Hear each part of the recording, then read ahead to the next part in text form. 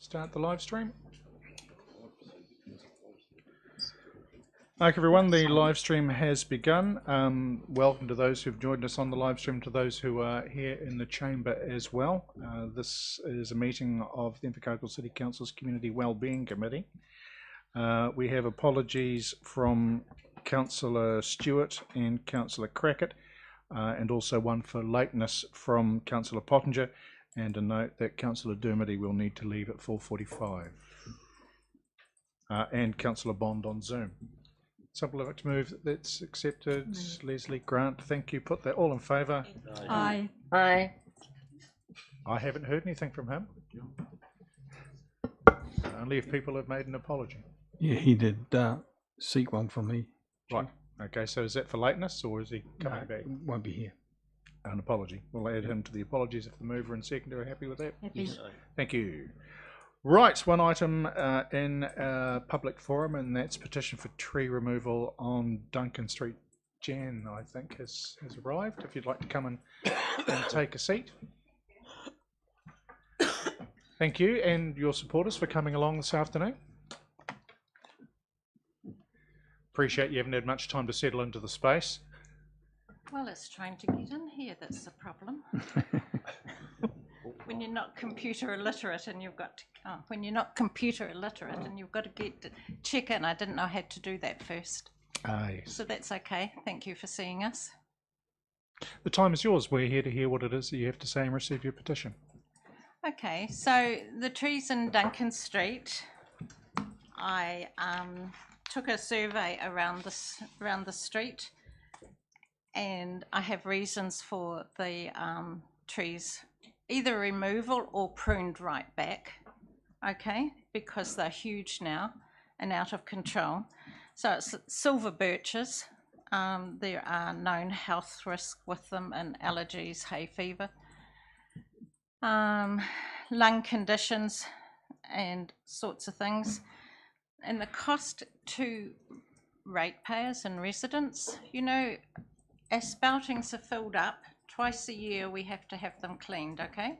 It costs us $150 a time to have asphaltings cleaned because of these trees. And then there's a street to be cleaned as well. So yesterday a neighbour and I did it because have you all seen the photographs and stuff? You have? Okay, so that is a weekly or occurrence that those drains have to be unblocked, because otherwise, as soon as it rains, which we've had a lot of, it starts to flood, doesn't it? And then people's properties who are just a little bit lower, the water flows down into their driveways. The trees are too huge. They haven't been maintained. They haven't been looked after by the City Council. I asked the arborist if he would trim what hung over our fence, and he said no, because it would ruin the shape of the tree. That doesn't impress me, because by law I can cut it back, okay? And then there's the seedlings that grow in the garden. Every spring it flowers, and what happens? There's neighbours down the street who can't even have their windows open because all these damn little seedlings fly through the windows on a breeze. We get a few westerlies. We're on the east side, and so the westerlies slam you, and it's honestly, they are a nightmare. I can't go outside because of I have been out 2 days in a row cleaning, but I have to take cleaning them up. What do I do with my leaves? I put them in the wheelie bin because I think it's a council problem, and I'm not going to pay to have them take them to the tip to dispose of them. And the other thing is lighting. Have you seen the street lighting? It's not very good in Duncan Street. It is absolutely appalling. The lights are completely covered by the trees. It's not a good look. Then this, when all the tree drops, the leaves drop, it rains, and the footpath is absolutely covered. So what do? You can't walk on the footpath. You have to walk on the side, on the road, or wherever. Now, you know, whoever's decision, that I was told that these trees will grow up to 5 meters tall and 4 meters wide. And then the girl along the road, just a young chick, okay, compared to me anyway. She can't get up and clean out her spouting because she's scared of heights. So she has to get somebody else and to do it, like at my age group. And then there's no sun, no winter sun comes into her front room. So that's into her lounge and also into her bedroom. What's the point?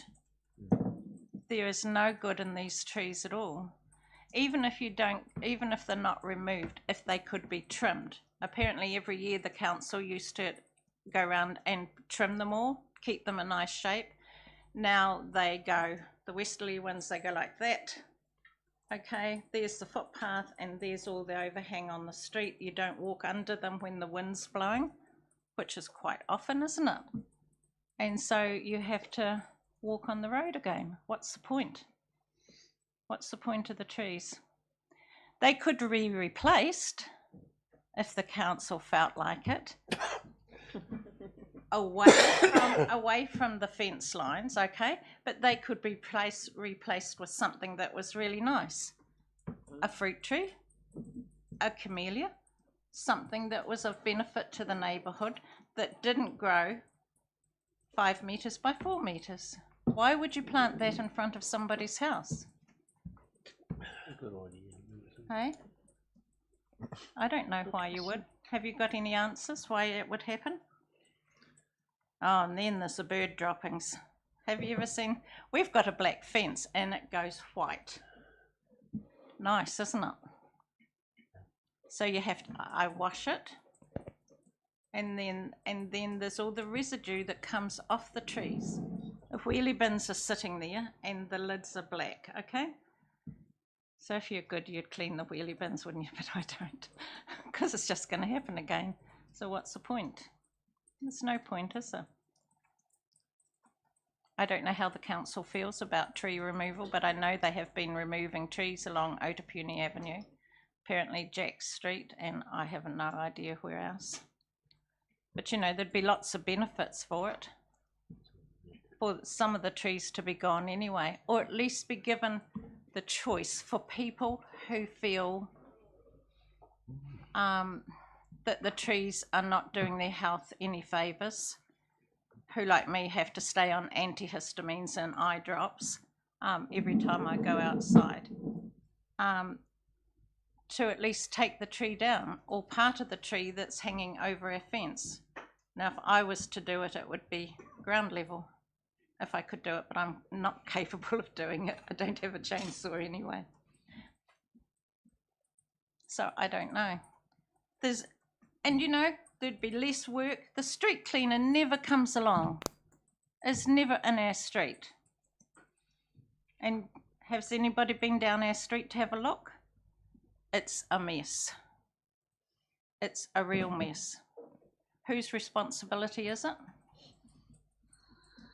It's not the people who have to look after the street, who have to clean out your drains, who have to mow the front verges and everything like that. And then there's the tree roots. Have you tried mowing a tree over tree roots that are that high? It ain't a good look. It is not good for the street. Out of all the people that I spoke to, there was a number that wanted to take the law into their own hands and cut the trees. And I said, well, actually, by law, you can't do that because they're not our trees. They don't belong to us, so we can't do that. So what would you do if a resident cut a tree down in front of their house? I was told that we'd go to court. I don't know. It's not good. They are not good for the community who suffer from them. Imagine how clean our air would be. We would have no worries about air pollution. Unless, if you put something good in, it would be fine. Replaced it with a nice smaller tree, that would be fine. Away from the fences. Oh, and there's blocked drains, that's another thing. A neighbour across the street had was going to be charged for over about $4,500 because the tree roots was in a drain.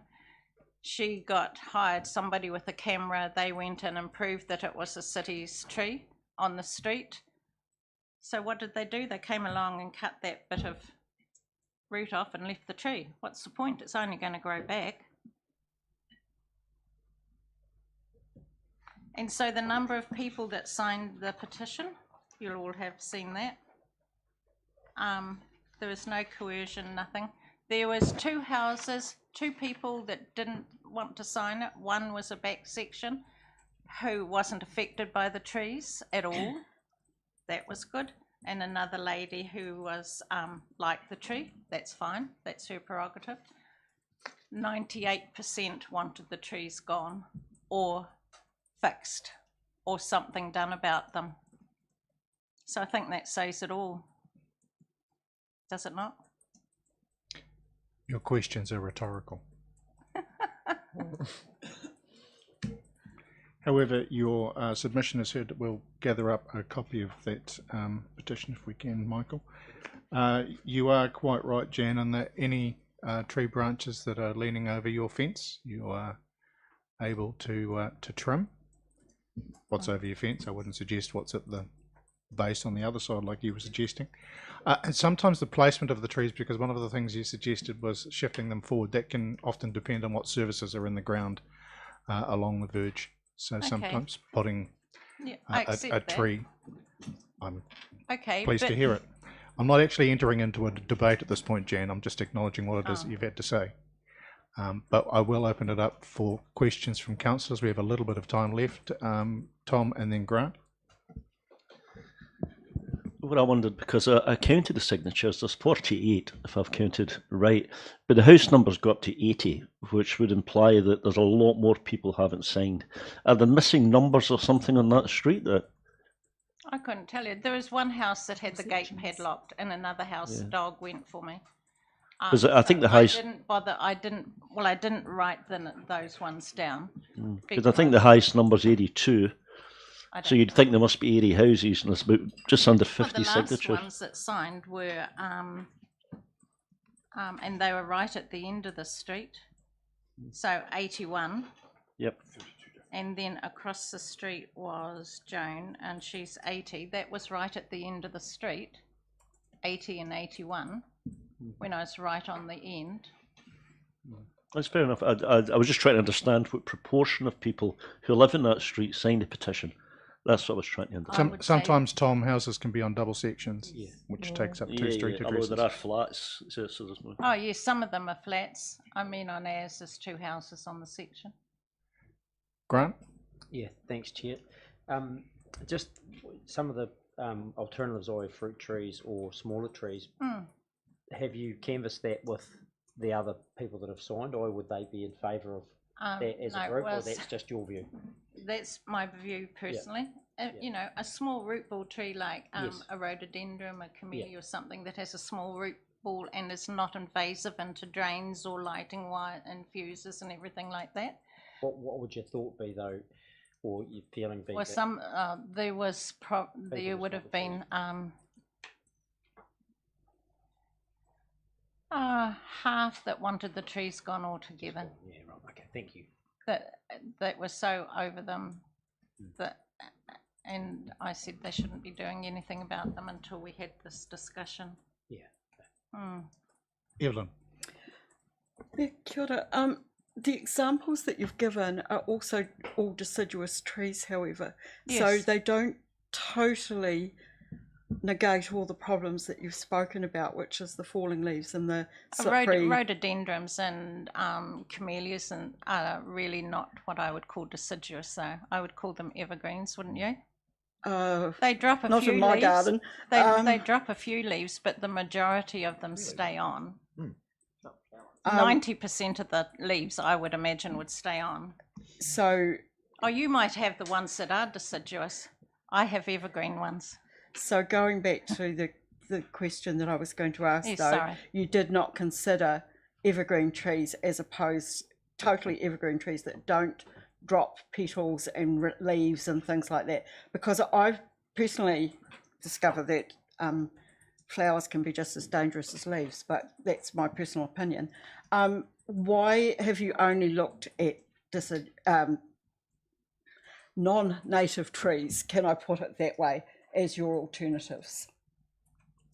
Because I think they grow smaller. They're not likely to fill up. You know, I would rather buy new shoes than have my gutters cleaned out twice a year and pay somebody to do it because I can't get up a ladder and my husband can't either.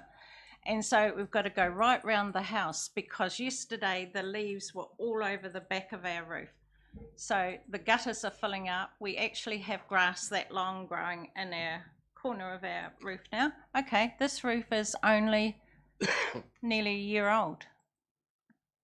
So, I mean, it's fine for everybody who has an ample income, but what about those people who are on superannuation only and have to find an extra $300 a year to have their spoutings and gutterings cleaned out? And then one lady said to me, well, just go and buy the thing. You know, what do you have it? That gutter guard or something? Just go and buy that. Could you give me a good reason why I should go and do that for a council tree? Other questions? If not, we thank you for the points that you've made this afternoon. Thank you. The committee isn't going to reach a decision this afternoon, but it will come back to a future meeting. So thank you for that. Okay, thank you. Thank you. Thank you. Councillors, that brings us to the minutes of the Southern Regional Heritage Committee on March 28th. I'll move. Seconded Evelyn. Put that, all in favour? Aye. Against? Aye. Carried. Minutes of the Community Wellbeing Committee from April 9. Second.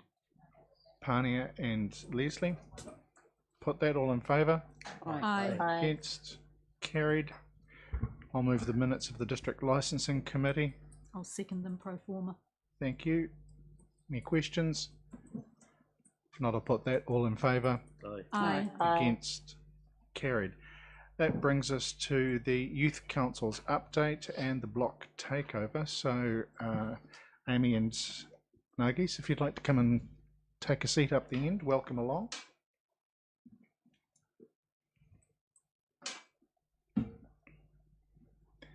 Thanks for leaving school early.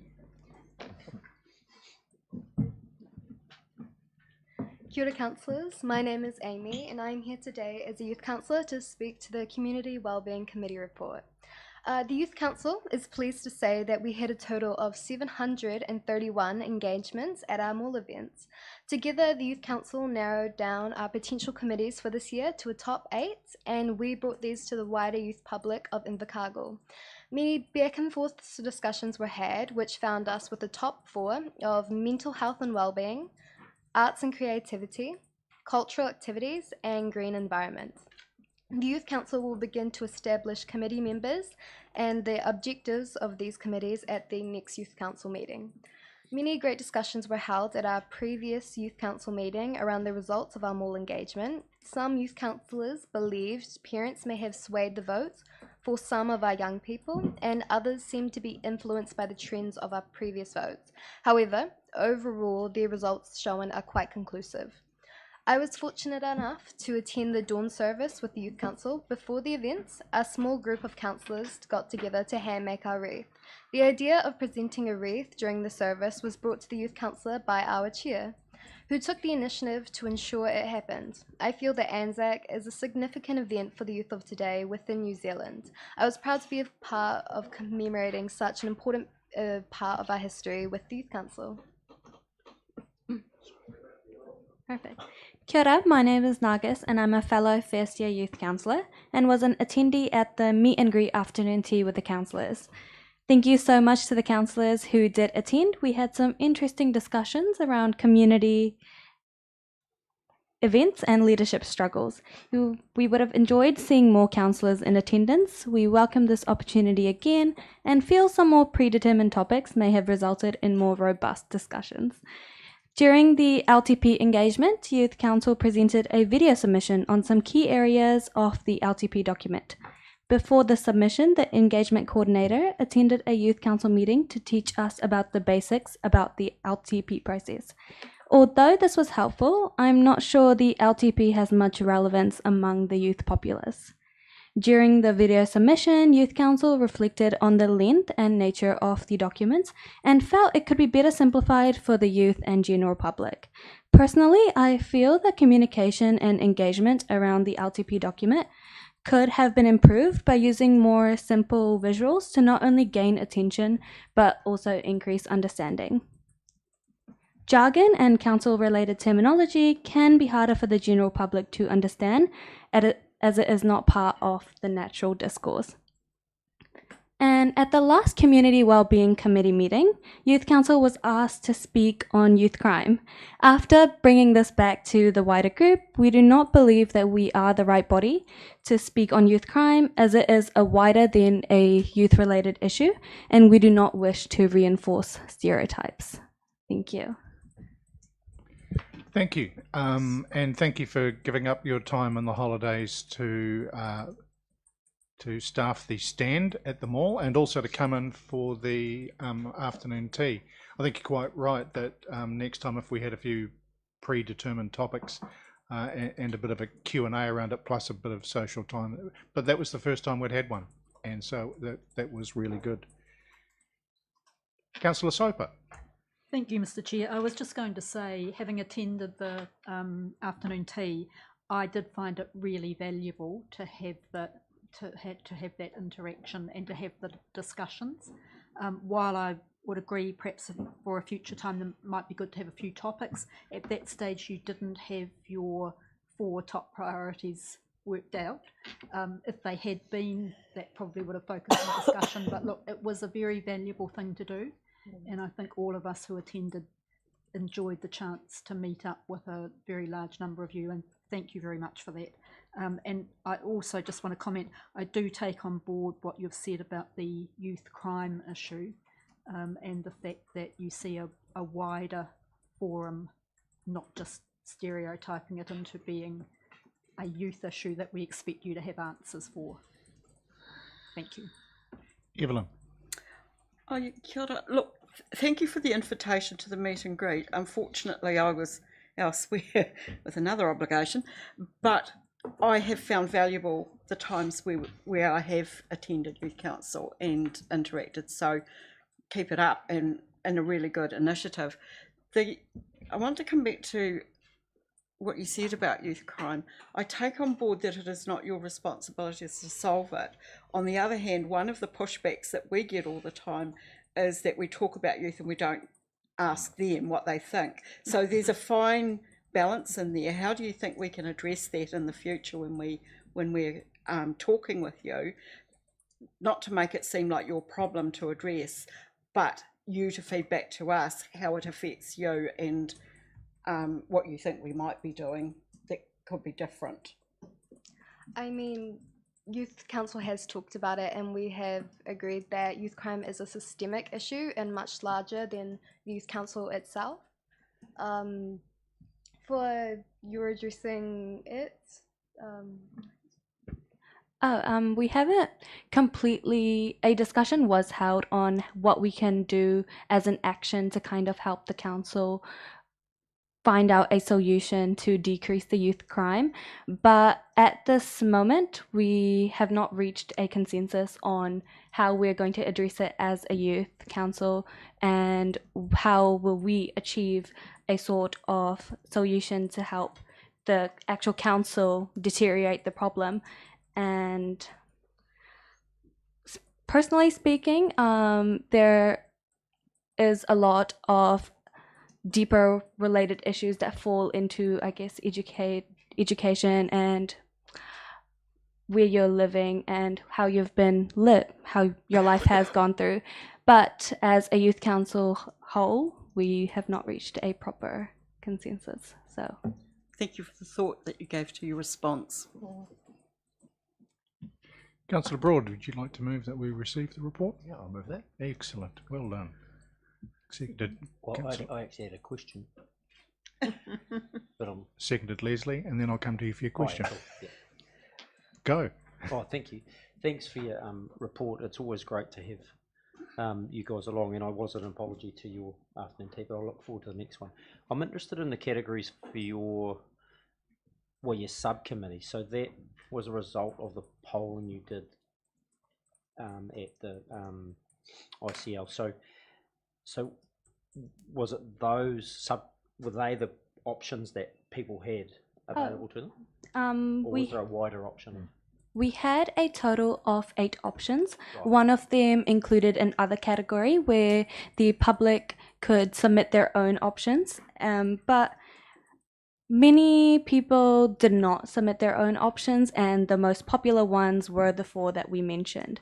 And so that's what we've reached our consensus on and what we're going to be pushing forward with. Yeah, so were you surprised about any of those results? Yes and no. We did come into the 7 committees hoping, we came with the idea that this is what youth would like to see, but those 4 specifically we did not expect, but we are very happy and excited to push forward with them. Yeah, Is there any data points that shine out greater than sort of ones you would have expected? Like, I'm surprised about the mental health thing, to be fair. As someone who was on there at the day, we did have a few issues with the mental health one. It was in the middle, and we did notice, and we discussed as a collective, that there was a trend going from the polls, that it was like a triangle shape, and the one was in the middle. There were a few adults, let's say, we did have an incident with one of the security guards at the mall who took a handful and pushed that into the middle one, which we did take out, try account and make it. But generally, a lot of the youth did lean towards mental health as one, so we have to respect that as the youth council. Which is a good one. Yeah, and I think you've just reflected on some learnings for next time you do it, right? So well done. I think you've got to have a go. That's great. The other thing I talk to around youth crime is, a lot of the reading I do around it is that it's poverty that drives youth to crime, because it's a source of money. And so, as addressing, and I hear what the other members have said, maybe that is one of the subcommittees you should look at. What is youth employment like in the city? And maybe that's a catalyst for reducing youth crime going forward. I don't know. Just a thought. I don't think that sits on the Sometimes priority it's list, broadened. but there's a lot of agencies that are working on it. Yeah. Interesting to note in the feedback from the youth council meeting last week that during that process at the mall, there were a lot of parents who were telling their kids where to place the But again, pom-poms. I love the fact they've had a go and they've learnt some stuff. And absolutely. I think it's great to get the voice, so they'll change it up next time. It was an entirely new process for the youth council to go out and see what the feedback was. So good job. Yeah. Thank you for surviving your baptism of fire. Still alive, which is always a good sign because it means we have far less explaining to do to your parents. It's been moved and seconded that we receive the report. I'll put that all in favour. Aye. Against, carried. Amy and Nagus, thank you very much for coming along this afternoon. Thank you.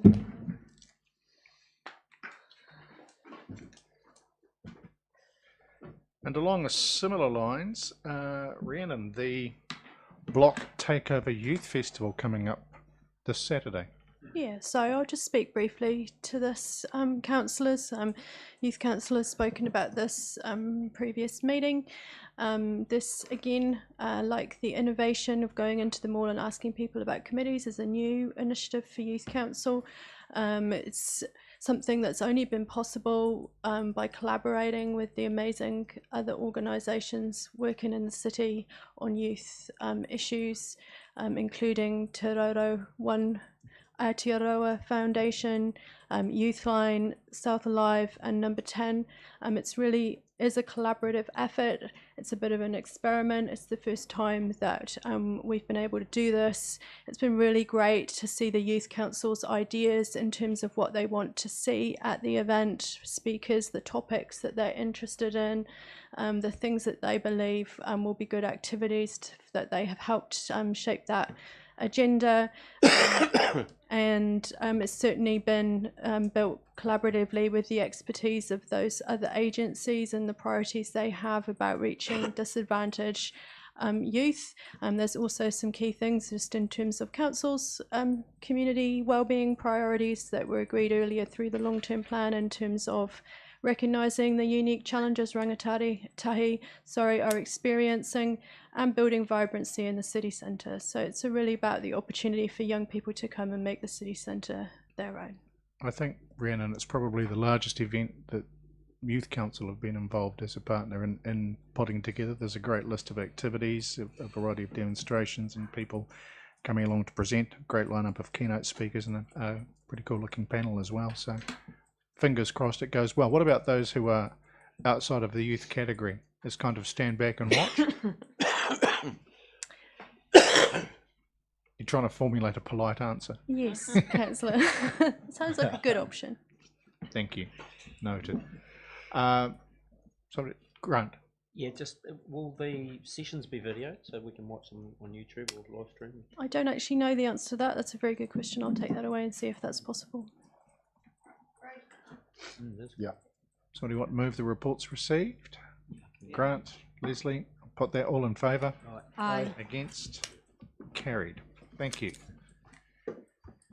Arts sector opportunities update. Rex. I'll take the report as read, and just before I hand over to the councillors who did the bulk of this work on the request of the Mayor, Councillors Boyle, Soper and Broad, I just do want to make a couple of points that, as the report title suggests, it is an update on the work that was undertaken by those elected members. And what we have also attempted to do in the report is to recognise that it's probably the start of the next phase of the journey, which is recognising and identifying alongside the arts community, but also the wider community of the city, consideration from a short to medium term requirement for the arts and arts opportunities in the city, but also a longer term consideration of what we need to be thinking about from a citywide perspective. To that end, I just reinforce that through your deliberations today, part of what you have kept in and have approved today is that funding for the next scale or next scope of work that is set aside to look at what has been talked about as the home for the arts in the city. So as a continuation of this work, that will start in the next financial year piece of work, but happy to hand it over to the councillors who pretty much did the bulk of this as well. Thanks, Rex. Leslie, do you want to kick off? I'll come to each of you. Yes, thank you. It was the start of a journey, or perhaps a couple of steps down a journey that had already been started. I think the important thing is to bear in mind that it was the start of a journey that needs to continue, and the proof of the pudding is going to be in the continuation of building the partnership approach. So we made a very good start.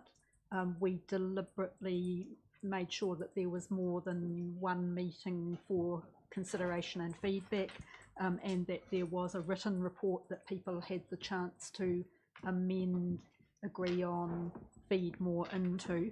But look, for me, the really important proof of the pudding is going to be that we continue that partnership approach, and that it's not just a one-off from 3 councillors in 2024 or 2023, I suppose, when we started, but that we seriously make it part of the development of what is some pretty exciting possibilities in this arts space.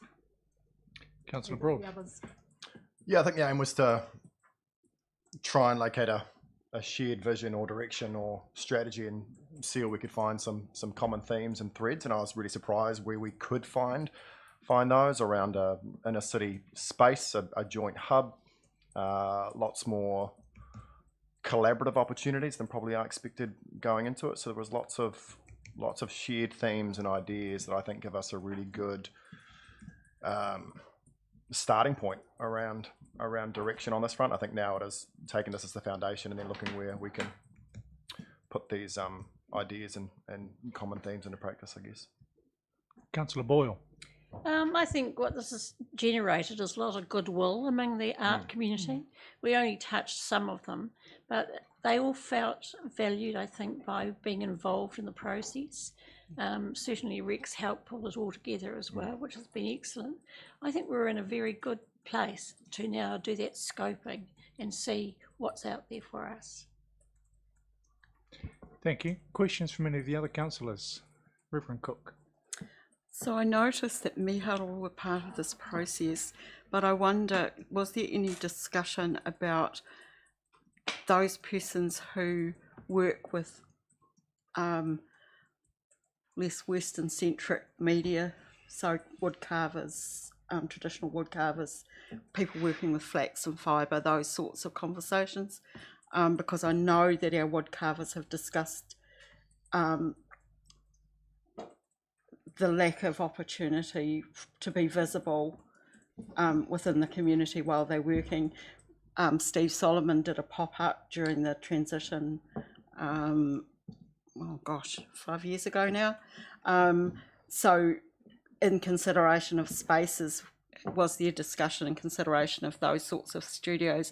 And I guess probably, if I want to be really open, that probably people who do pottery and those sorts of things also are looking for places where they're visible as opposed to working in isolation.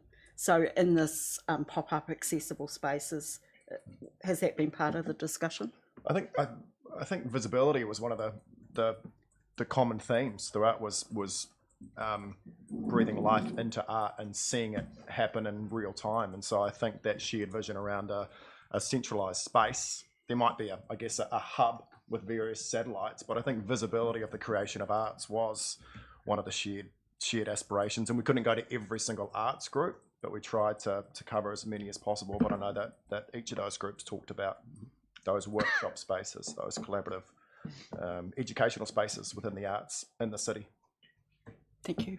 And I suppose there was a little bit of discussion about, in future discussions, how you would access the individual artists that might not be represented by any particular group, although we hoped, I suppose, that the Art Society and the others would bring in some of those people, but certainly the individual artists out there have to be remembered in future consultations as well.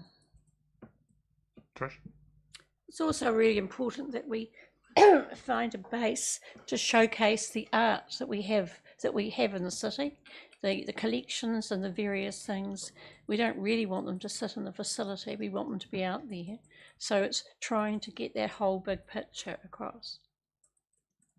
Grant.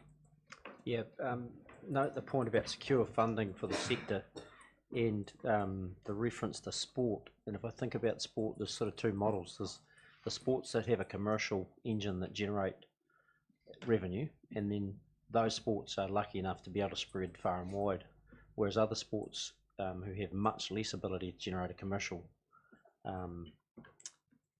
income don't get spread. They often end up centred in very big cities and high performance and some of those other things. So I think it's really vital that if we want to develop up an art strategy, we need to look at the funding piece of it and where the funding can come from externally, or how art can fund itself.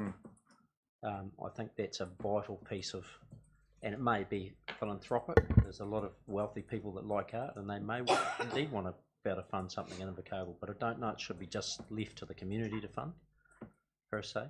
Trish, you had a response? And recently I was at the Hunter Wasta Gallery in Whangarei, and I met the guy, Andrew Garrett, who drove their fundraising. I had an amazing conversation with him.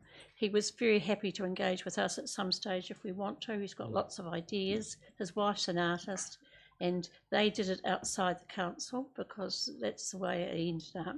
And he had some great ideas. It's a gin in the clubhouse, councillor. Tom. We don't have a clubhouse.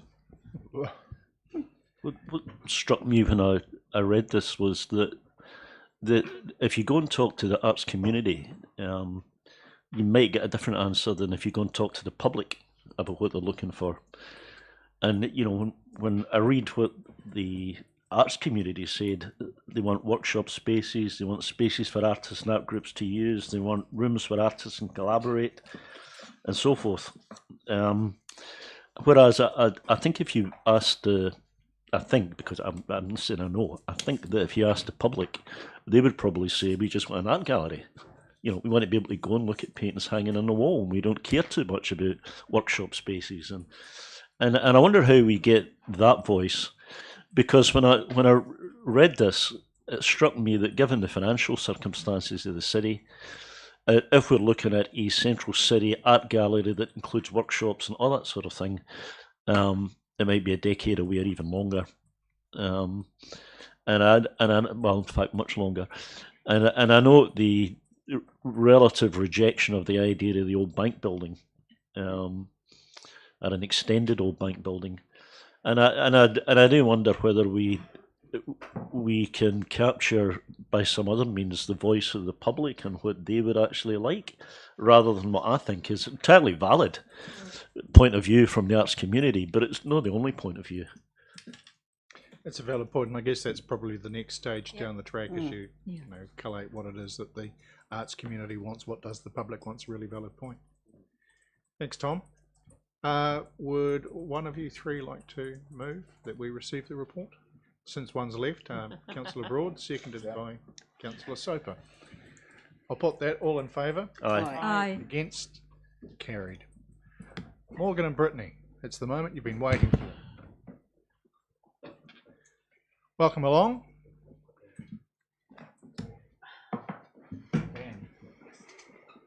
Oh, a threesome. Excellent. Morgan, Brittany and Anne. Understand this is your first time presenting to the committee, so congratulations on making it this far.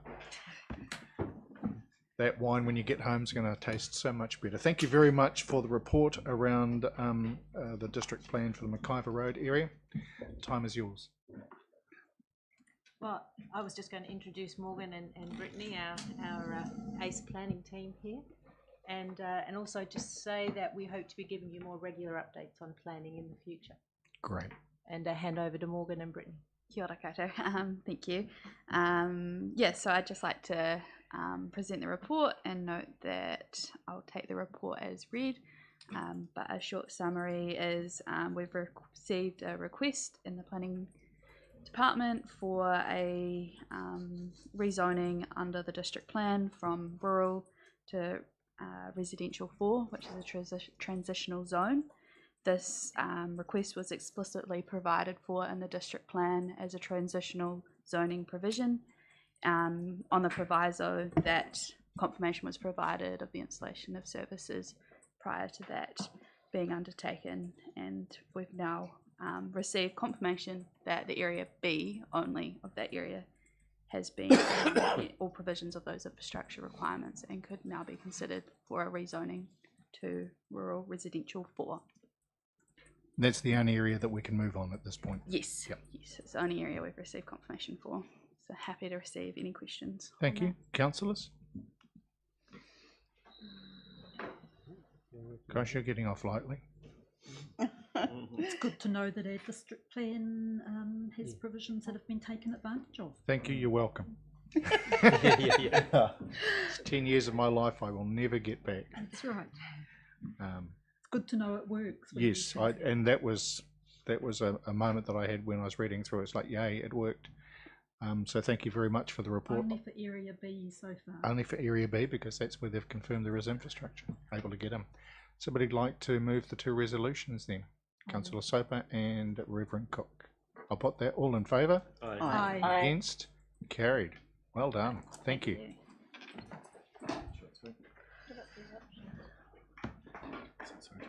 Risk, resilience and adaptation. Welcome along, Andrew.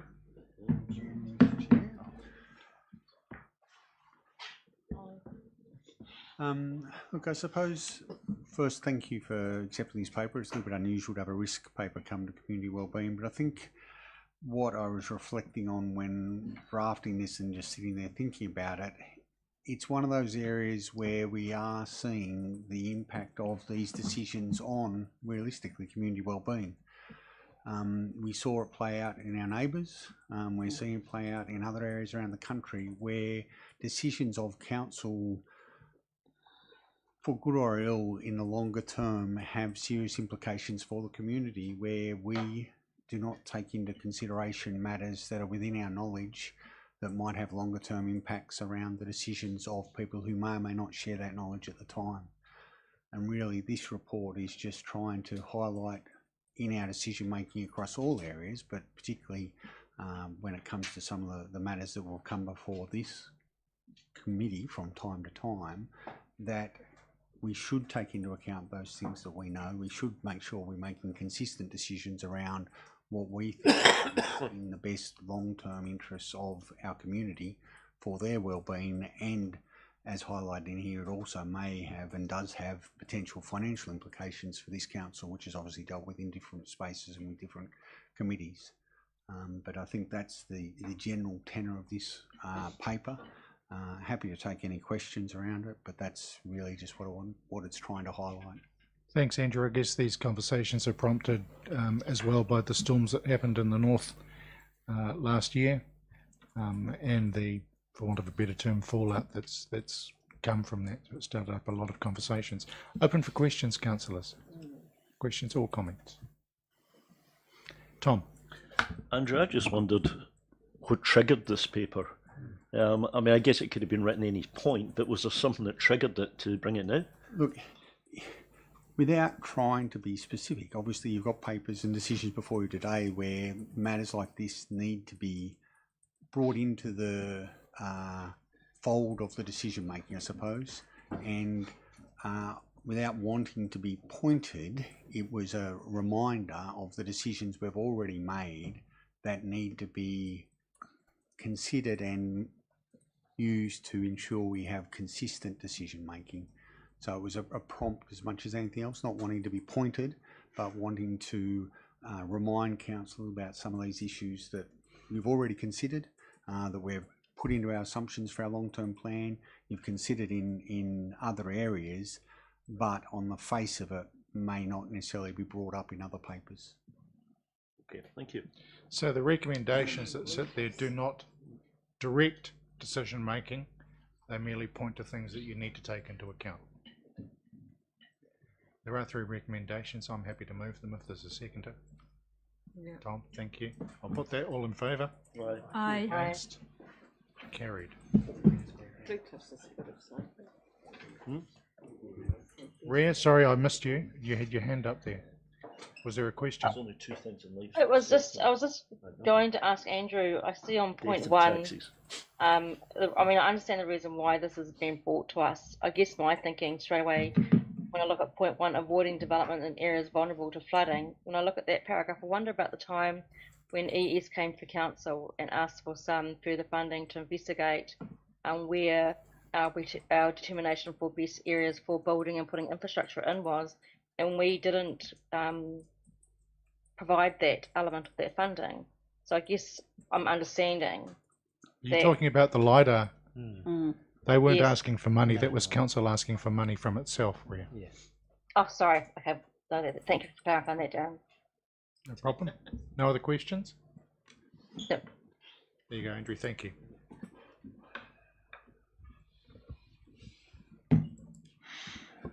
Okay. The Coopers Creek tenure determination process. Rex, if you want to kick off whilst Caroline and Chris come up to the table. Thank you, Mr. Chair. I just wanted to make a couple of introductory points, I suppose, to provide a bit of context and also to, I suppose, give a broader view of what this matter involves from a council-wide perspective.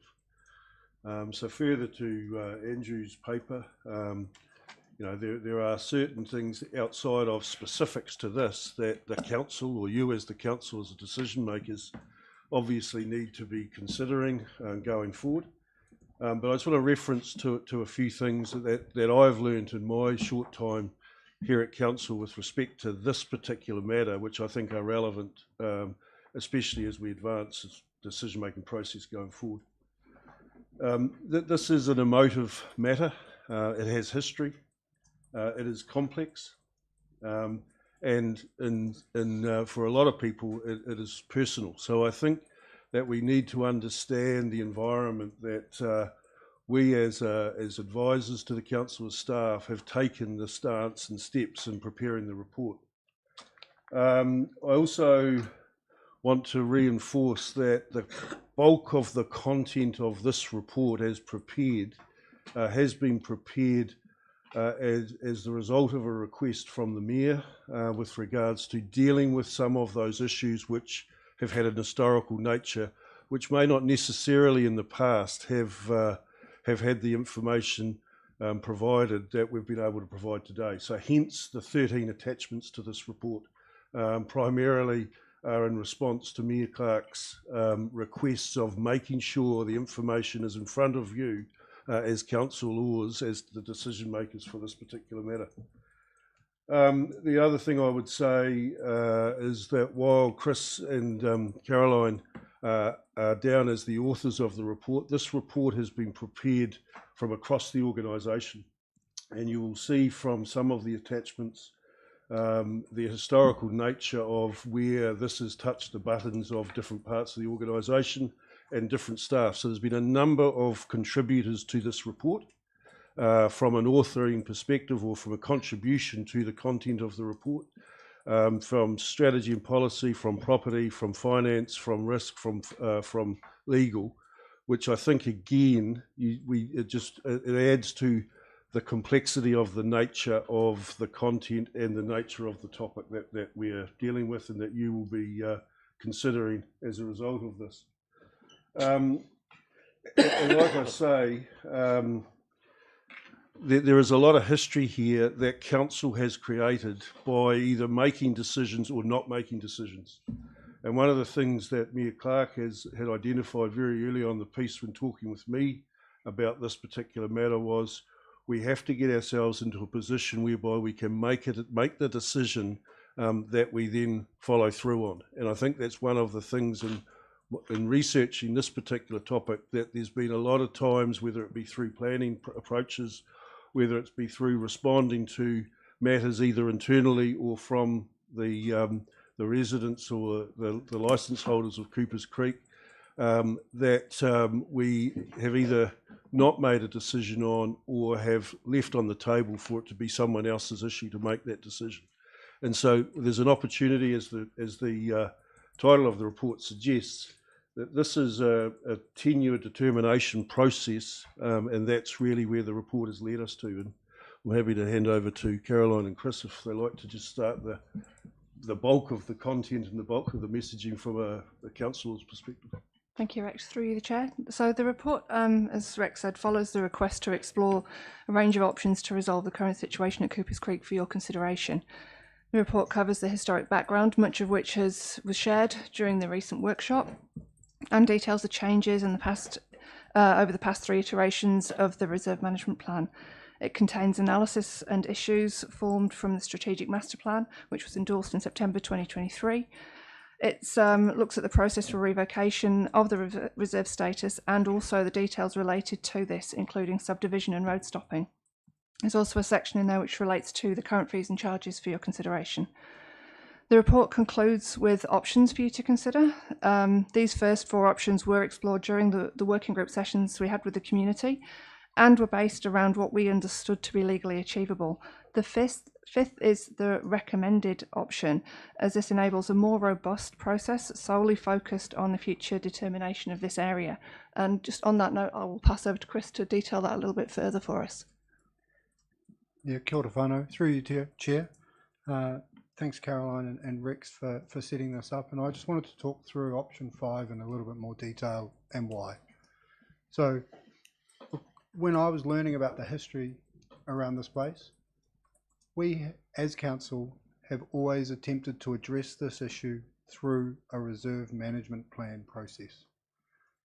And when we've got a situation as important as this, with the complexities that we have, then actually providing an independent, robust process that lifts it outside of the reserve management plan actually leads us towards collecting the right information to get to the right outcome where we can make a decision for the future.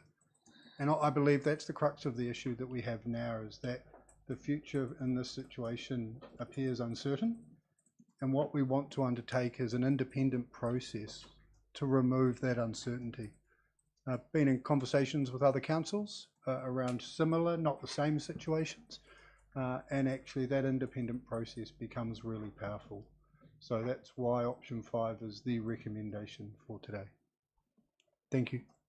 Thanks, Chris. Can I just ask, I'm just trying to find the piece of information to remind myself, was the recommendation around a panel or a commissioner?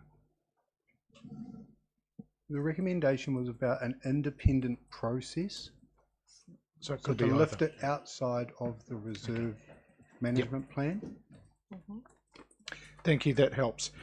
Councillors, by way of explanation for someone who's worked in that sphere for a while, I guess the strength of that recommendation, whilst it serves as a frustration for the people who have gathered at the back of the chamber, because it's another thing that we have to do, but it's a solid independent one. It's away from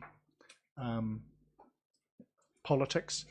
It is purely grounded in process, and it will take away the ambiguity that has plagued this for far too long, obviously, as far as you're concerned, and as far as council is concerned.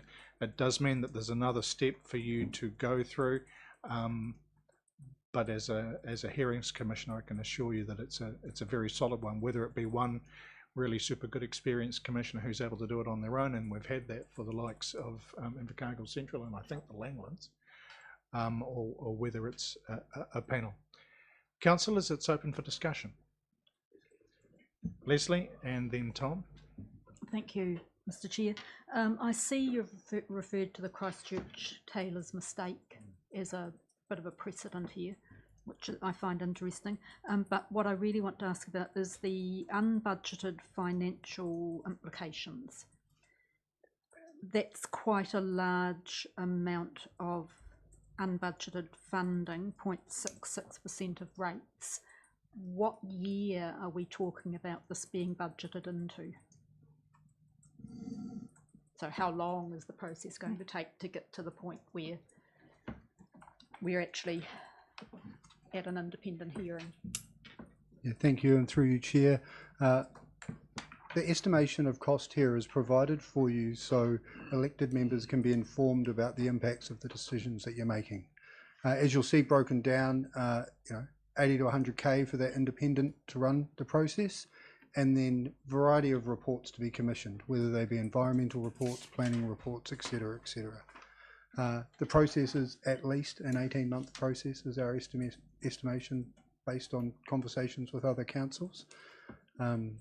And so it was worthwhile to put into the report the impact of that financial aspect of this proposal.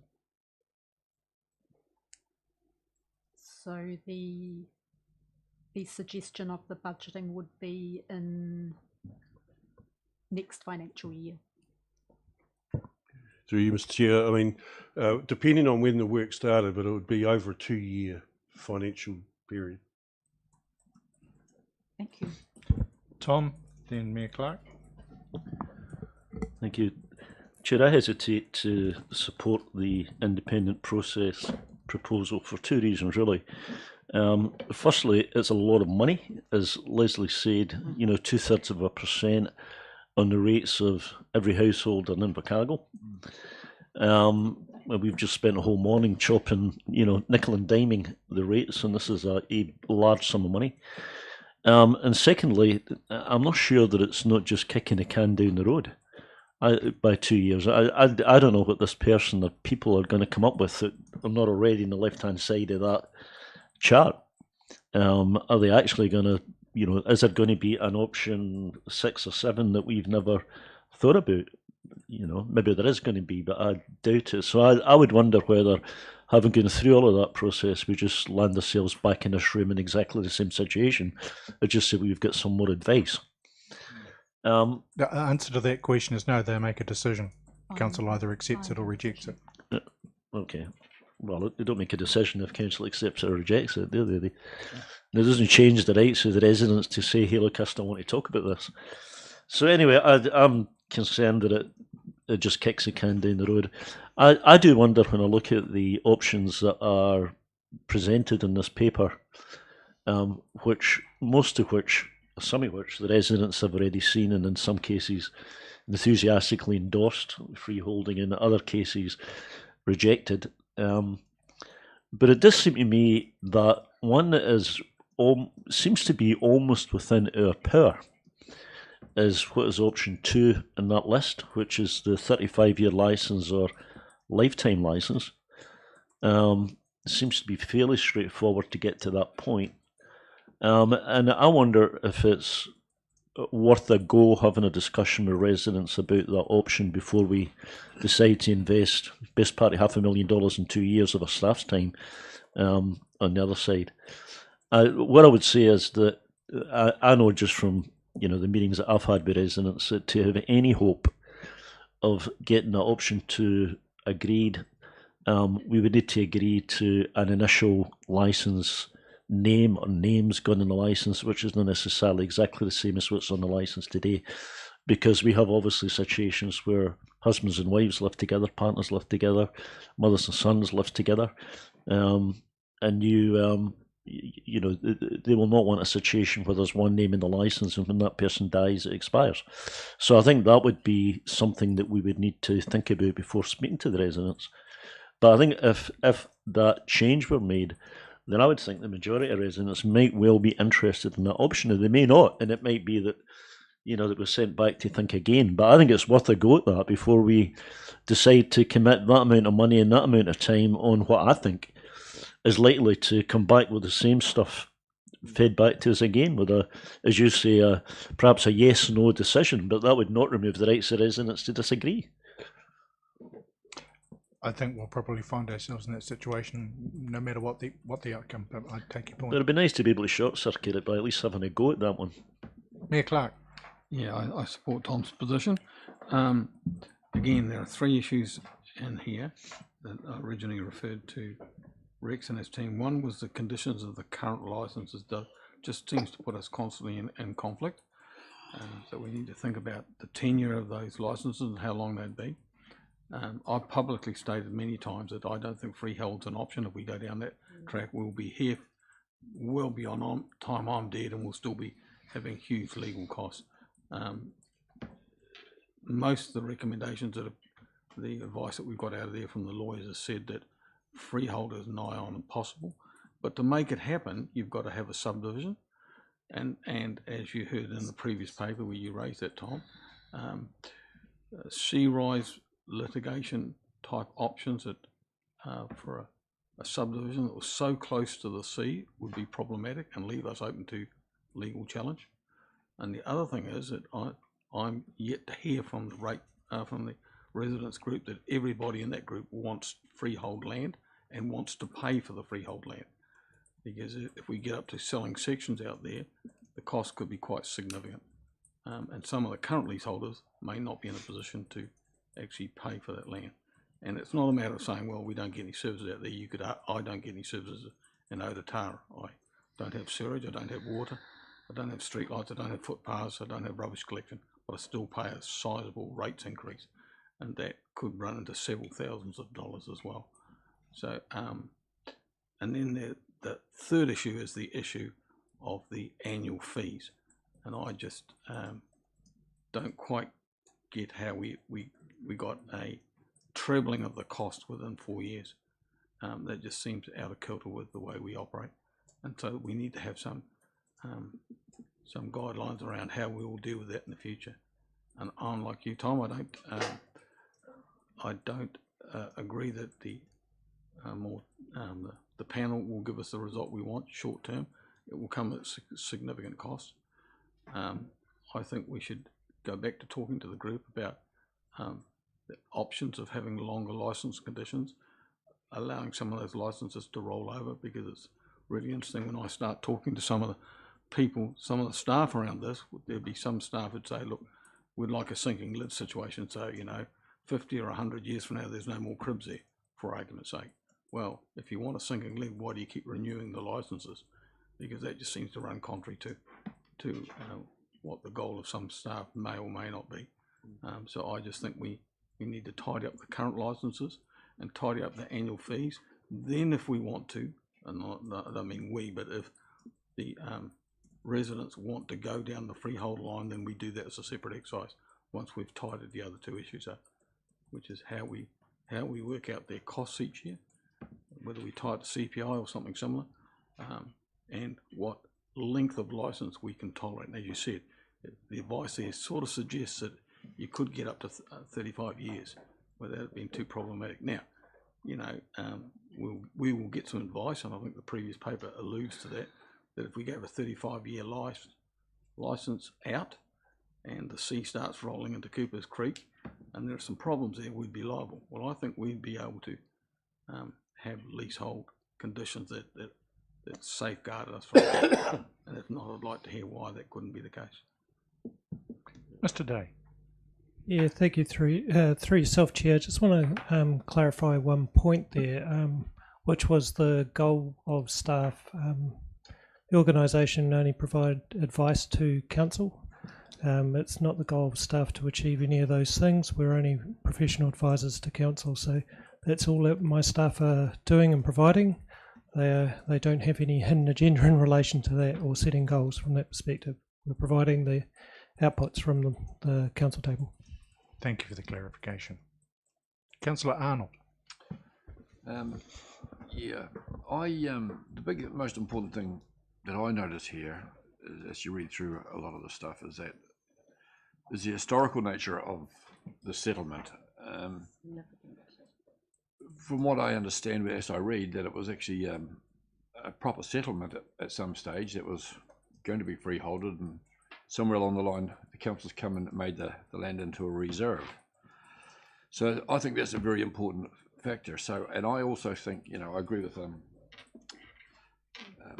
Tom, that we should be able to make a decision ourselves on this, rather than going to a third group. But I disagree with him on option 2. I do and I don't, because I think if you read option 2, one of the things I see there is you have the option to occupy it for 35 years, but then at the end of that term, you have to vacate the land, and you have to vacate the land. So I don't agree with that.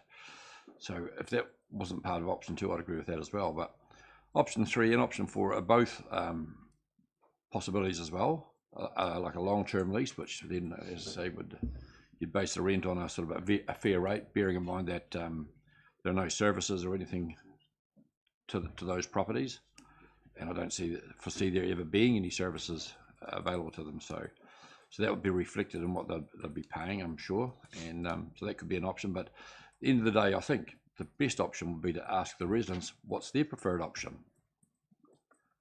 They live there, they should decide. But as far as I'm concerned, they've always been there, and they should always be there. If anything, they actually enhance the area. The area on that part of Sandy Point is always very, very clean, always well mowed. The grass is mowed. It looks great. And to be honest, I must have pulled in there, I don't know how many times in my life, just to show people this little village out there, probably at least 6 or 7 times in the last sort of 50 years. And I used to play around there as a kid, and there was even more houses around there. Further around Whalers Bay, there was a house up on the hill, Brel Patterson. Drove my first car there, Citroen, still got one. The house is gone, unfortunately, now, but so I think it's a village that's always been there, and it should always be there, and we should get over bloody talking about it all the time and get something done, but do what they want. They live there, we don't. That's all I got to say. You could apply that to any part of town, really, couldn't you, Councillor Pottinger? Well, you do whatever you like. Look, I believe, if people are to consider option 5, they should put aside costs. We are where we are now, and council has to take responsibility for where we are. Previous councils, whatever. So if this has to be resolved correctly, now I'm going to ask Alan and Tom a question. Do you have geotechnical reports? Do you have all those reports we need to make decisions? on the land. There's another one here. There's a report in option 5, environmental impact assessment. Do you have those reports? You do. No, of course not. And that's one of the costs.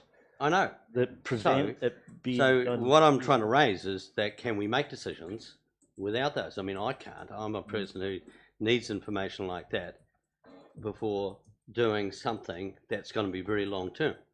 Yeah, but you can get something like Nobby was saying, get an agreement drawn up by the people that live there, saying that No, live there. so I don't want to debate, Alan. So we go through the chair. Sorry. So that's my feeling on it. Is we do need that. I mean, option 5 to me makes sense. So then my next question is, do all of the residents want freehold? And someone raised that before, and some don't. Some would prefer just an extended lease. Are they all in agreement? Does anyone have that answer? No. For me. Okay, so we don't know if everyone's. No, but I'm sorry again. I'm just hypothetically asking. Look, okay. Through the chair. I'm happy to respond. Tom, please. Yep. So through a number of meetings of the working party, we did try to establish that. But we're talking about a fairly large group of people, each of them individuals, who've all got different aspirations. Mm-hmm. So there is no single common answer to that question, right? They've all got different things. So some just want to be able to live there till they die. Some want to be able to hand it on to their children and grandchildren. Some want to be able to develop the property and sell it. So there's different aspirations. And if you look at each of these options, they would satisfy, but there isn't any single option that would satisfy all of them. And that's the reason why, after 30 years, we still don't have a single solution. And it's the reason why I actually personally don't believe that no matter how clever a panel be, they're ever going to come up with a single solution that will satisfy everybody.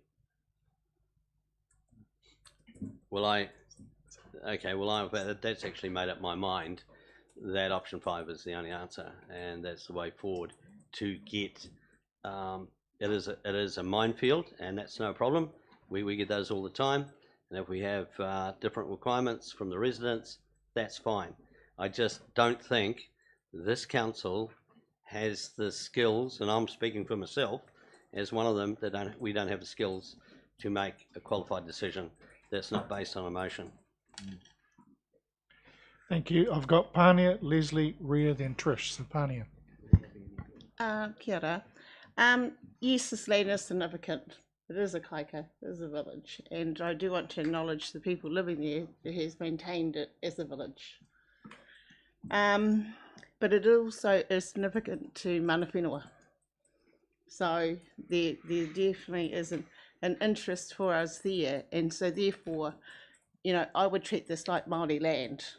So if we're living on Māori land, we do pay a lease in some sort. So if I look at the place I have out at the Kaik, which is Māori land, which is our land, I still pay a lease to actually have my house on it. But yes, I do have a 10-year lease with a right of renewal up to 20 years. So trying to get a way forward, yes, I think there is a way forward. I don't believe in the freehold, to be honest, because it is significant to Māori, to us. But I do believe that we can come to an agreement on what a lease going forward could look like that's going to work for everyone. Leslie. Thanks, Mr. Chair. I suppose I wanted to just slightly correct a reference one of the other councillors made to the historic record. It doesn't seem to me that there was ever an early intent to freehold. No. It seems to me that there was always a licence arrangement, not a lease arrangement, but a licence arrangement, and that there was no early intention to freehold. My personal feeling is that this is not land I would ever like to see council suggest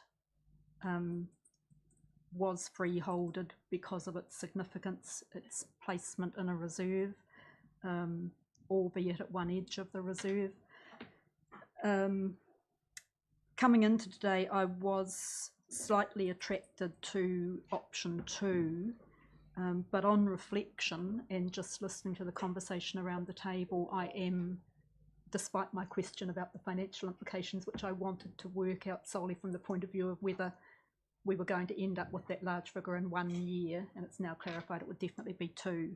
I'm leaning to the belief that this has gone on long enough, and that putting it into independent hands in option 5 would be the most realistic option for this council for the future.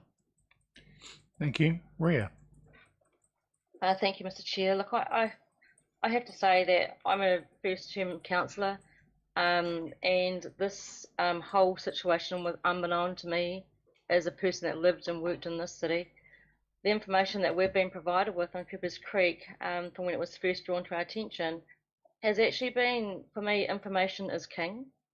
The learning about the village, the people that live there, who truly do love living there, love the lifestyle that they have, has been really nice to see. But in the same sense, I'm quite saddened by the historical complexities on both sides, that we are still here today trying to sort this mess out. I'd like to think that the conflict can be dealt with through option 5 and having an independent panel look at this. I think that there's been too many past mistakes to just keep thinking we can handle it. Many councils before obviously thought the same thing.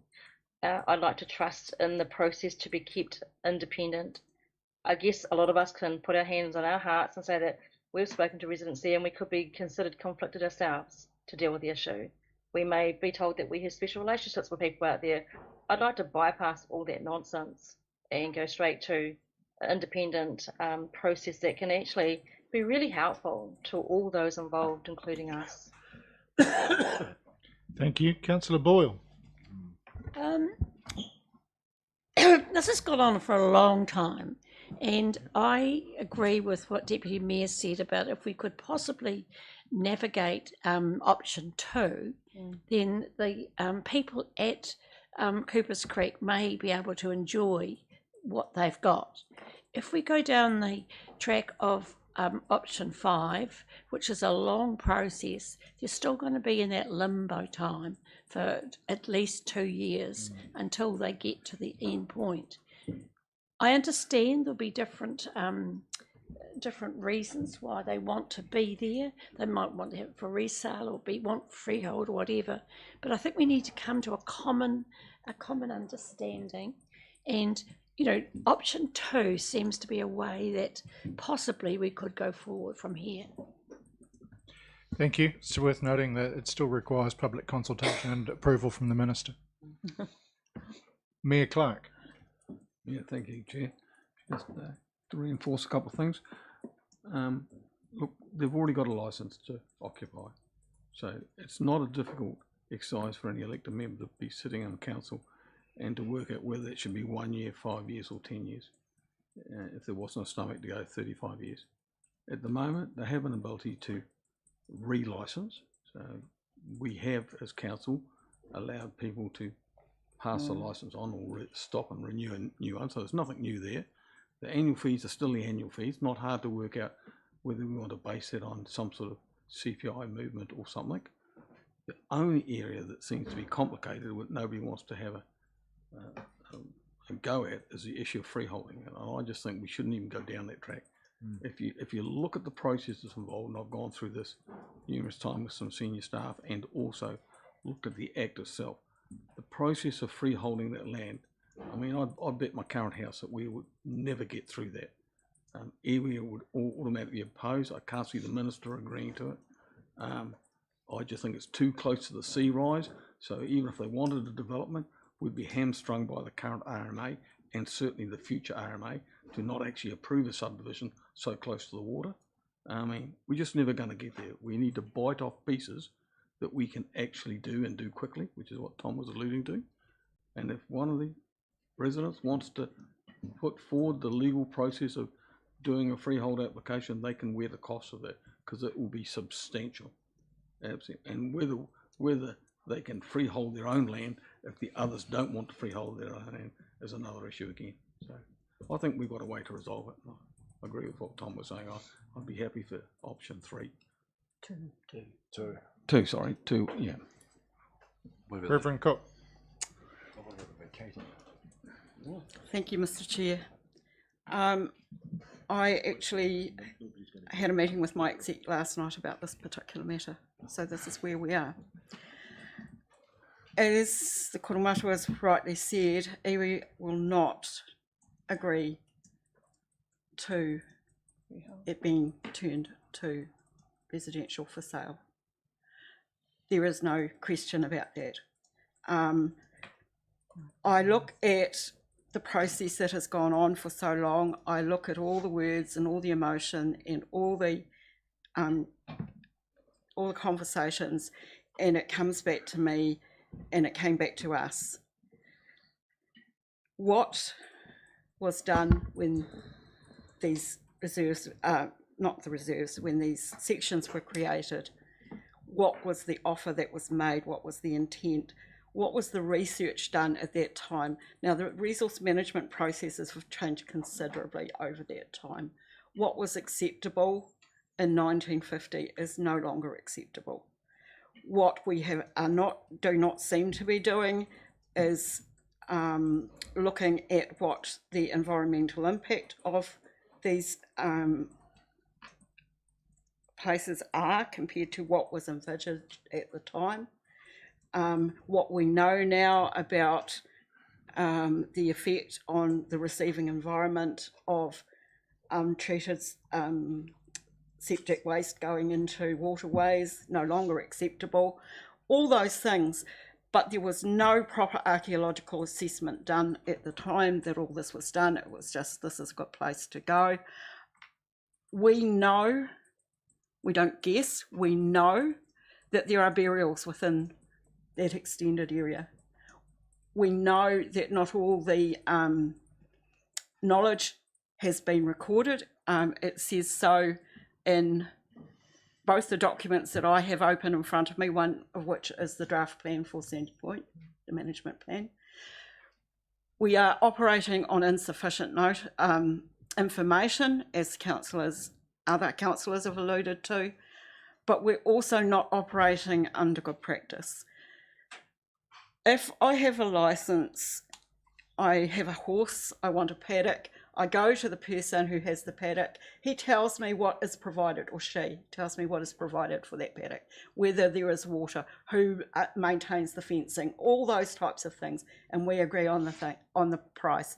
If they tell me that I am only allowed a shelter, but I subsequently build a stables with a tack room and hay storage, and perhaps I add on a viewing platform for somebody to sit and watch me as I do dressage or whatever, I am operating outside of the licence. If I move the fence to have more space, I am operating outside of the licence. And the person who has leased the property or has licensed me to use the property is quite within their rights to come back and say, that's it, I give you notice, you have to be gone, you have to take down your structures, you have to go. As I see what is in the licences, there are cribs to be occupied as holiday, and I can't find the words now, but it implies that it's not random, not continuous, long periods of time, but submitters by their own evidence have acknowledged that they live there permanently.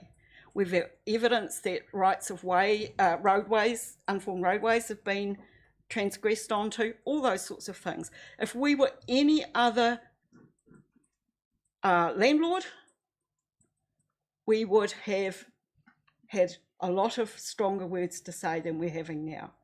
We're having, I think, a reasonably polite conversation. So I think, for me, I look at going to independent who has access to all the information, albeit at a higher cost to this council than I'm comfortable with. I think that the time has come that we actually do it once and do it right, and that we all buy into agreeing to the decision being binding on us all. Because otherwise, as a part of an iwi that waited 148 years for our claim to be settled,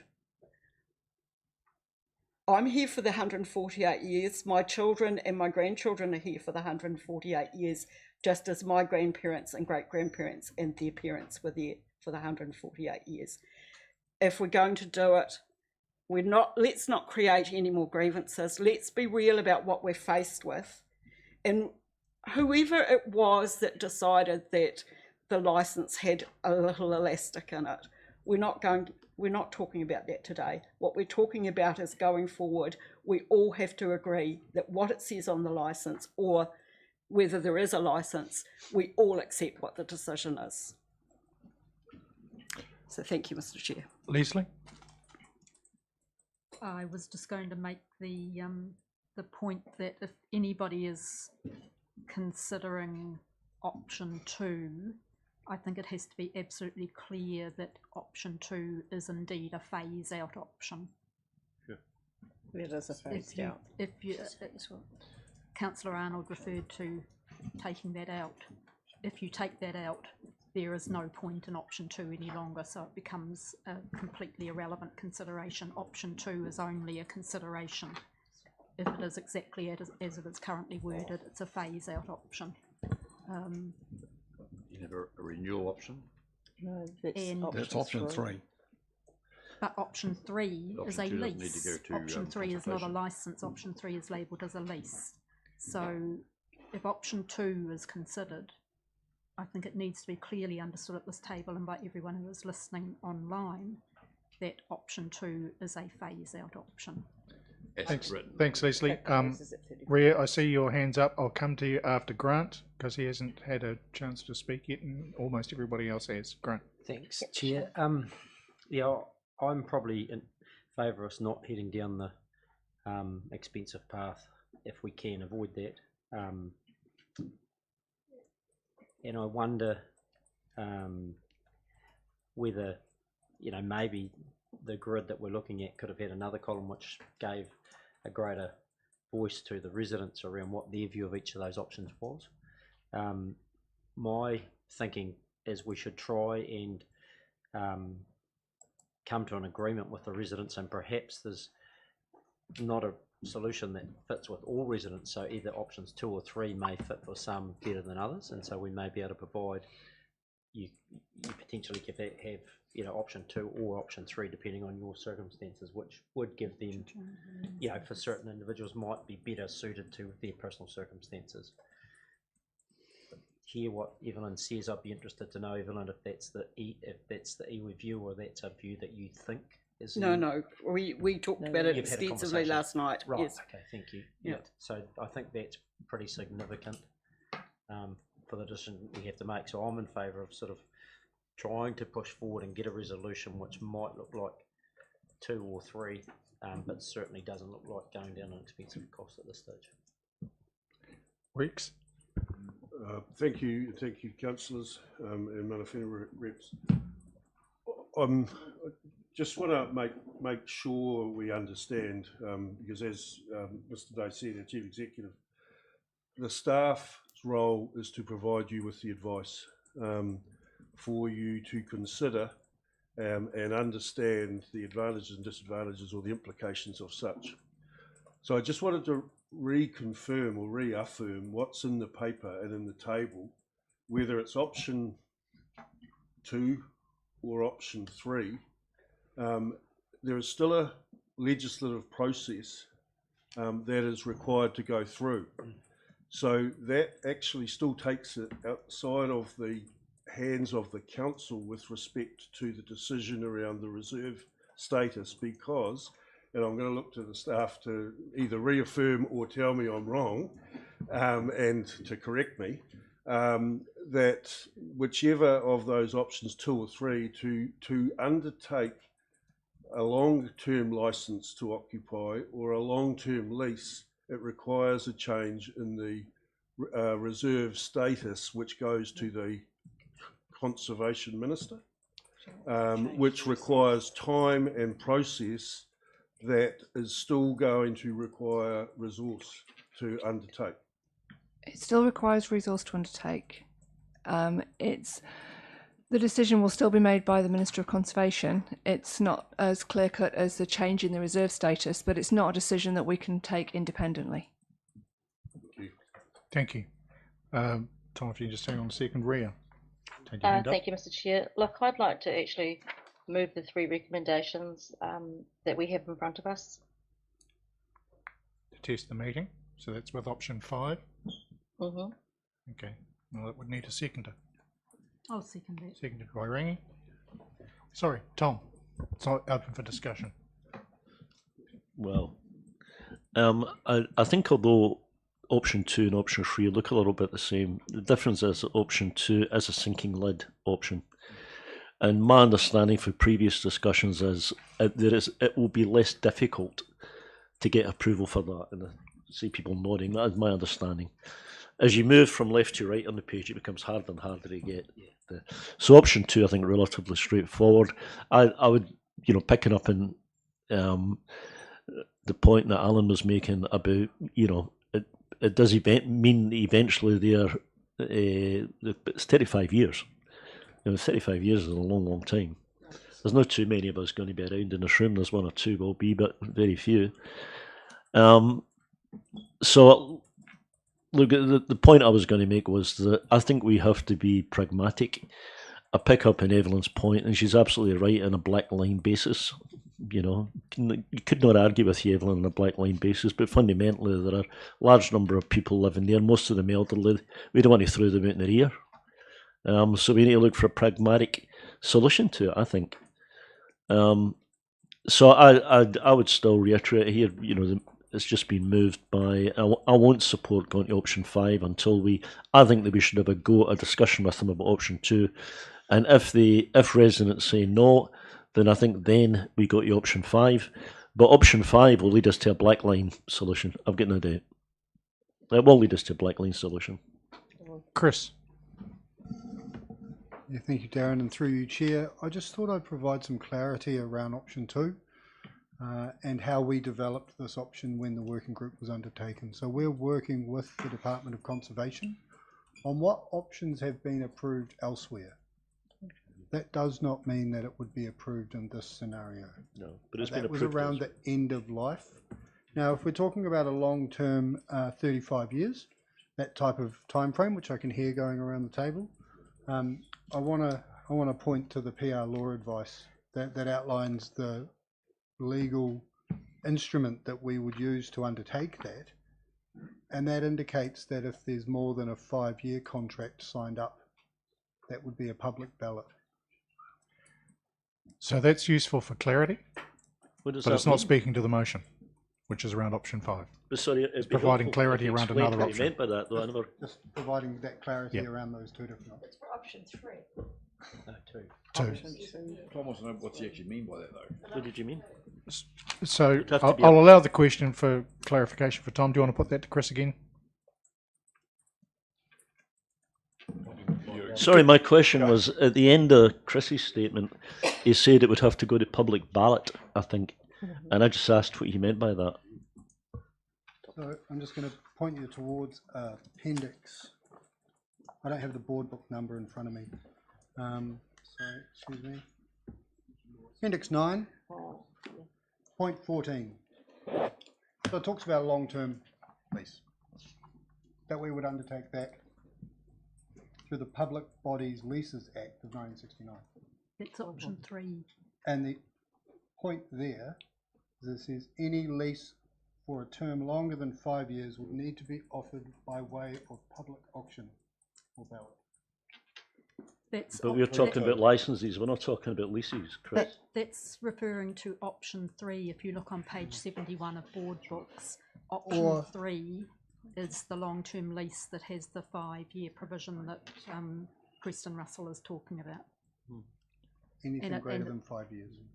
Yeah, Preston Russell is talking about it in relation to a change to local purpose reserve, which is what we would have to do in option 3. And 2? Not option 2. Not by what's in here at the moment. Option 2 would remain as recreation reserve, with licence. Option 3 would require a change to local purpose reserve. Yeah, that was my understanding, And Leslie. therefore, the 5-year. So that's licence as opposed to ballot. lease. Yeah. Yeah, option 3 is a lease. Thank you. Option 2 would remain as a licence. So it would not require public ballot, it would be. Well, you could ask Preston Russell to clarify that, but as I read it, Preston Russell's advice is talking about a public ballot being necessary with local purpose reserve, which is what you'll be doing in option 3. Yeah. Option 2 would remain as recreation reserve and be a licence. Yeah, that's my understanding. Okay, now just a reminder, I've been very forgiving that I've allowed people to talk off the motion. The motion is around option 5. Mayor Clark. So I see a gap. I don't understand why we don't have an option that says long-term lease, 5 years renewable, which doesn't activate the change of purpose from recreational to local purpose. So if we can do it for 5 years or less with a right of renewal, which is no different to what we've got at the moment, we've got a 1-year one with a right of renewal, then why aren't we heading down that track? It just seems to me that going to a 10-year renewal requires a change of status of the land, and that opens up a can of worms. Yeah, don't want to do that. Because when you look at the criteria for local purpose, which we've got legal advice on, it's really complicated and doesn't encompass residential subdivisions. Trish. Chris, I think you misinterpreted the information, or I have, that I've got in front of me, that the licence doesn't require that right, that renewable right, that ballot. That's the lease, that's on the information you've given us. It says on... I think it's the point Leslie just made, Trish. Sorry? That's the point Leslie just made. Oh, sorry. Okay, at this point I'm going to pull discussion back to the 3 resolutions, which is you're either in support of or not option 5. If you want to go down another path, then obviously you don't vote to support it. So is there anybody else who wants to speak for or against the resolution? I'm really pleased that there's been great engagement around the table, which is good. There's obviously a lot of interest in it. And let's be frank, we find ourselves in this situation because council has not been at its best in the past. And we're obviously looking to resolve that for council and obviously for the people who are out at that part of our city at the moment. So is there anyone else who wants to speak before I put the resolutions? The motion is as up there. It's essentially supporting option 5, Trish. Is everybody clear on what the motion is? Cool. Well, thank you for your discussion thus far. I'll put the motion. All in favour, if you could raise your hands, please. Motion is lost. We're looking for a new motion. Chair, I would like to move that prior to that step, discussion is held with the residents with respect to option 2, to see whether that might provide a way forward. If the answer is no, if officers find that there is no support for that, then I think it defaults to option 5. So your motion is supporting option 2 if that is what the majority of residents want. If it is not clear, then it reverts back to option 5. So my motion would be that officers discuss with residents option 2, and if that seems to be a way forward, then those discussions continue. If not, then we agree option 5 is the. So in other words, it does not have to come back. I'll second that. Yeah. Could we put a time frame on that, please, Mr. Deputy Mayor? I wouldn't like to see this go on endlessly. Can we put a time No, that's frame true. on those Say within 3 months. Seems fair. 3 days. Well, are you confident? You've worked with the group more than anyone else. Are you confident that 3 months is sufficient time? Well, look, fundamentally, it seems to me that it is a pretty straightforward decision. If I was a resident, I would see option 2 better than the current situation. Maybe not ideal. I would if I was a resident, personally think that option 5 was huge risk. I would. So it's a matter of balancing those two things. I don't see it needs to take a lot of time for residents to come to that view. So 3 months would seem to me to be long enough to form that view. Okay.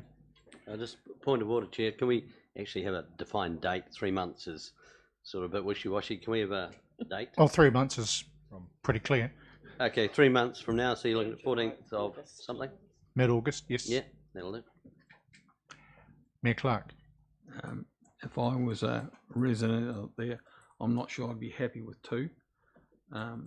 2 is a sort of when you get to the end of your 35 years, or if you potentially pass away, then you don't have an ability to pass the crib on to family member.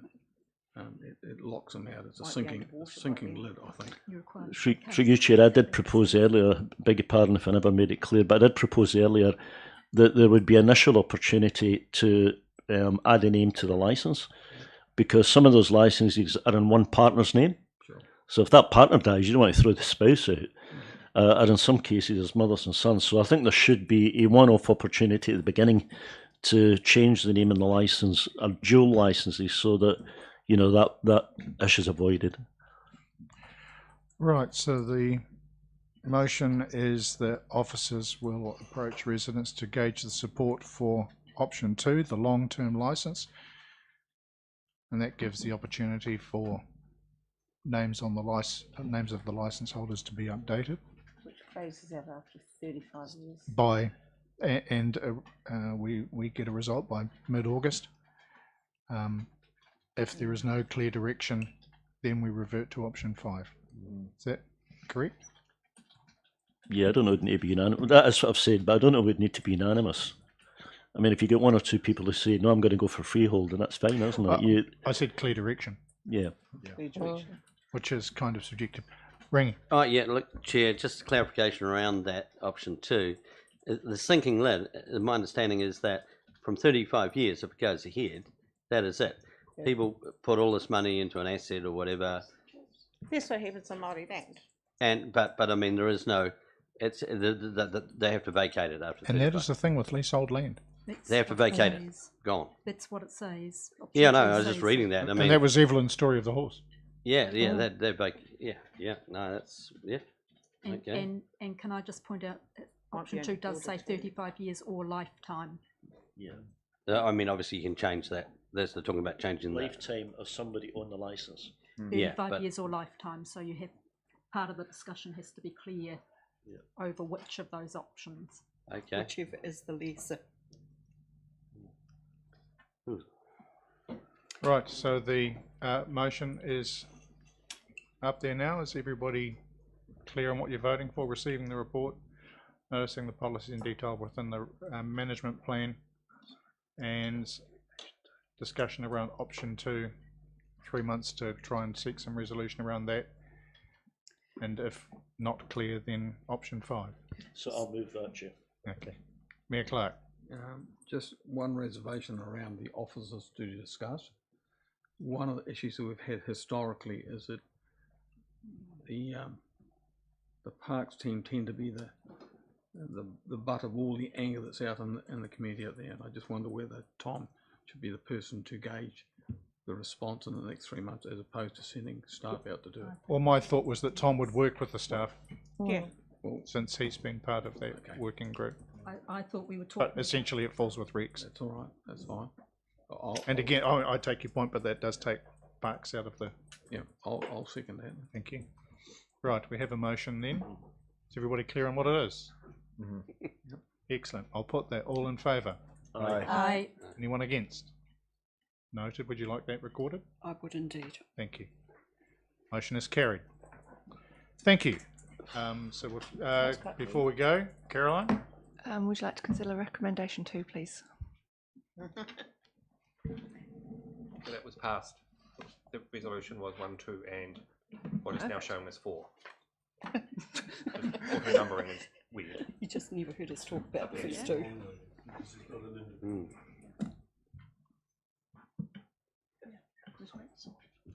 So option 2 is in there, What do you think is missing, Caroline?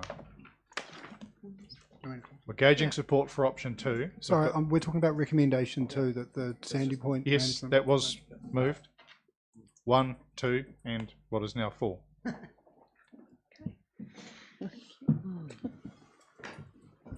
So that's noting that noting those points around the management plan. Yes, thank you. Sorry, I didn't read it out in full. My bad. Thanks, Chris. Right. Thank you, councillors. We knew it wasn't going to be an easy one. Thank you very much to the crib holders for your patience through that process.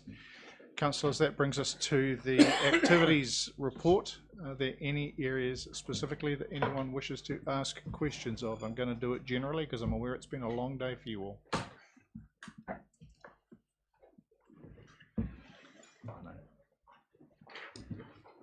May I comment?